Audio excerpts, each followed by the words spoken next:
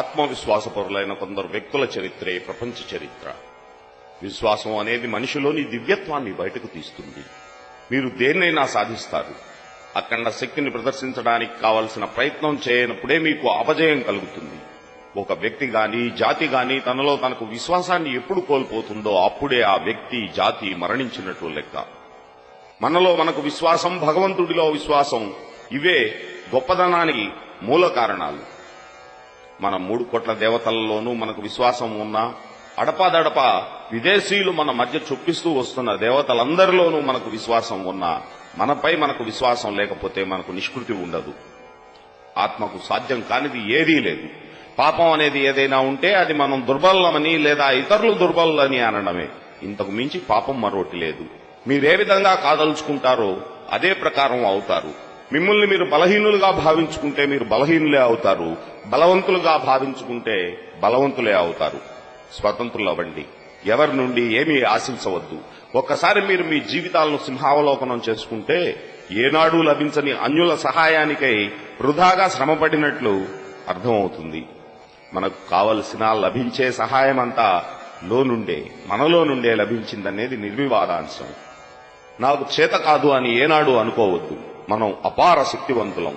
మన ఆత్మశక్తితో పోలిస్తే ప్రకృతి, కాలం, ప్రదేశం ఇవన్నీ చాలా అల్ప విషయాలు. ఏ పనైనా సరే ప్రతి కార్యాన్ని మనం చేయగలం.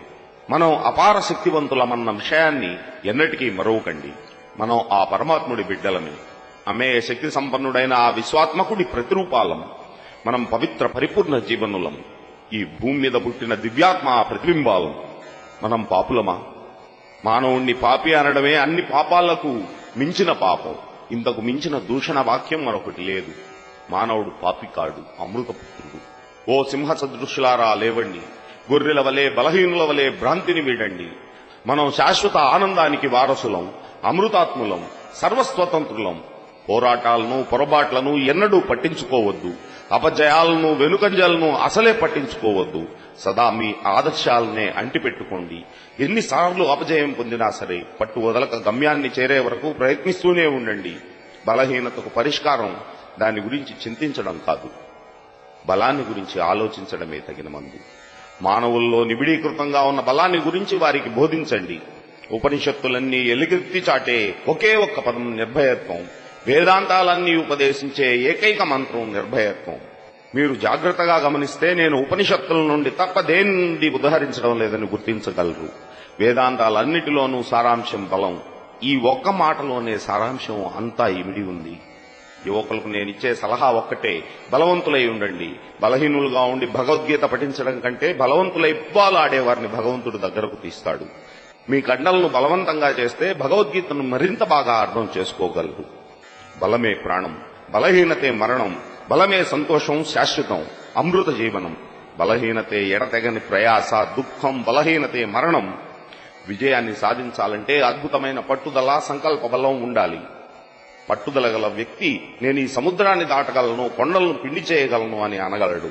ఈ రకమైన సంకల్ప బలాన్ని, శక్తిని కలిగి కష్టపడి పనిచేస్తే మన గమ్యాన్ని మనం తప్పక చేరగలం.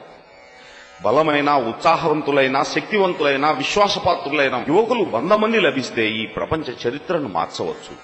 భేరీలు, తూర్యనాదాలు, డంకా నగారాలు, వీటి ఘోషను వినండి.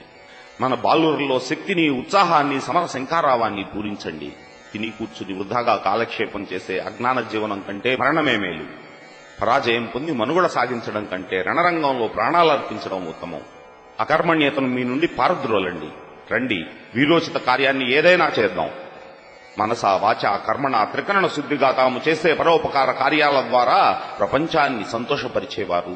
ఇతరులలోని సౌశీల్యం చిన్నదైన పర్వతమంతగా పెంచి శ్లాఘించడం ద్వారా హృదయాలను వికసింపజేసేవారు మహాత్ములని అనిపించుకుంటారు. ప్రతి వ్యక్తి తన శక్తి కొద్ది శ్రమ చేయనిదే ఏ కార్యమైనా సాధ్యమవుతుందా?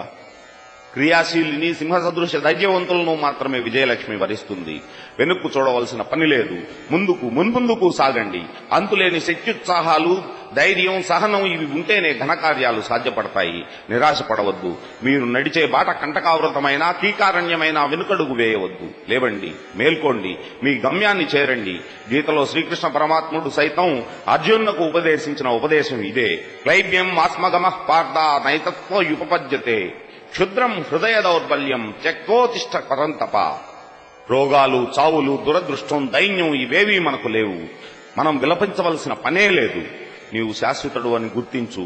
జనులు నిన్ను ఏమైనా అనని నీవు నీ గమ్యాన్ని అంటిపెట్టుకో. అలాగైతే నే కావలసిందంతా నీకు దక్కుతుంది.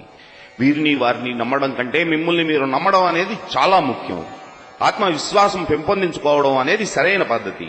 శక్తి అంతా మనలోనే ఉంది. అది తెలుసుకుని మనలోని శక్తిని బహిర్గతం చేయగలిగితే మనం తలచిన ఏ కార్యాన్నైనా సాధించగలం. సంపూర్ణ ఆత్మవిశ్వాసం, బలం కలిగి ఉంటేనే కాలకూట విషాన్నైనా అమృతంలో త్రాగవచ్చు. మిమ్మల్ని పిచ్చికుక్క తరుముతుంటే మీరు పరుగులెత్తుతూ ఉంటారు. మీరు ఎంత దూరం పరుగులెత్తినా అది మిమ్మల్ని తరిమి కొడుతూనే ఉంటుంది. నిలబడి ఒక్కసారి తిరగబడండి, అది తోక ముడిచి పరిగెడుతుంది. ఎలాంటి భయంకర పరిస్థితినైనా సరే ఎదిరించి ధైర్యంగా నిలబడగలిగితే ఏ పరిస్థితి నిన్ను ఏమీ చేయలేదు. లేచి నిలబడి ధైర్యంగా పోరాడండి. ఒక్క అడుగు కూడా వెనక్కు వేయవద్దు. గ్రహతారులు గతులు తప్పని, ప్రపంచమంతా ఎదురు తిరగని మన గమ్యం నుండి వెనుకంజ వేయవద్దు. మరణం అంటే కేవలం దుస్తులను మార్చుకోవడమే.